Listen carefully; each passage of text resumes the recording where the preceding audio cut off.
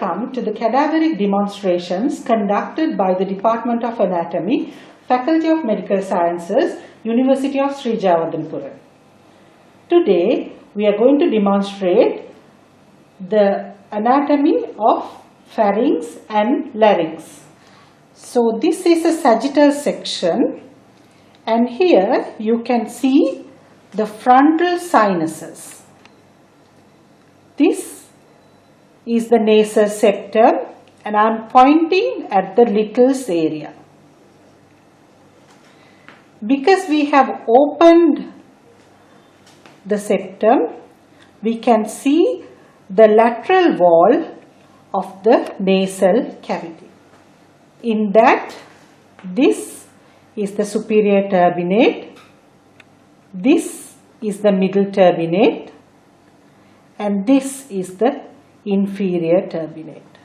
You can also see the sphenoid sinus, and please appreciate that the sphenoid sinus opens to the sphenoethmoid recess, which is superior to the superior turbinate. Now we will move on to the nasopharynx. So this nasal cavity at the posterior os opens to the nasopharynx. The key features in the nasopharynx are the auditory tube, the tubal tonsil, and the fossa rosenvola. Let me show you again. So this area is the nasopharynx. This is the soft palate, which forms the floor of the nasopharynx. Here is the auditory tube. Surrounding the auditory tube, you can see the tubal tonsil, and from the tubal tonsil, you can see the fold extending down, which contains the salpingopharyngeus muscle. The area behind the auditory tube is the fossa rosenvola. Through the nasopharynx, now we are entering the oropharynx. So this is the posterior pharyngeal wall.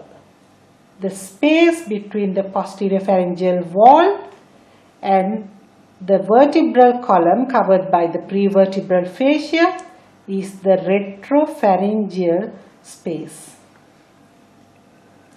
In the oropharynx, you can see this is the tongue. You can nicely see the genioglossus muscle, and posterior to the tongue, the probe now lies in the vallicular fossa. This is the cut border of the epiglottis. Now I am moving the epiglottis.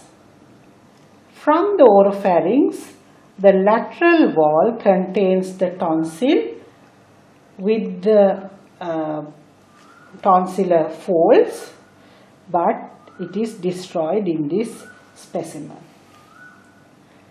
From here we can enter the laryngopharynx, and the important opening in the laryngopharynx is the laryngeal inlet. Again, this is the epiglottis, and this is the laryngeal inlet. I hope you can see this fold. What I am holding is the airy epiglottic fold. So the arytenoids are here. From the arytenoids to the epiglottis, this is the airy epiglottic fold.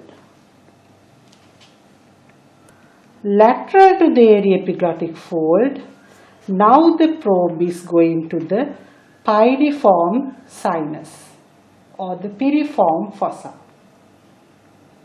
If you continue, you will end up in the esophagus. Now let's look at the larynx. So that is the area epiglottic fold, the epiglottis, the arytenoids, and this is the false chord or the vestibular fold, which is the mucosa covering the lower border of the quadrangular ligament. So that is the vestibular fold or the false chord. The pearl white structure is the true vocal cord. That is the true vocal cord. False vocal cord, true vocal cord. And the space in between is the laryngeal ventricle. Again, epiglottis, arytenoid, laryngeal inlet, false vocal cord, ventricle, and the true vocal cord. So the space above this true vocal cord is the supraglottis. The space between the true vocal cords is the glottis. Space inferior to that is the subglottis. Let me show you again. Supraglottis, glottis, and the subglottis. This leads to the trachea.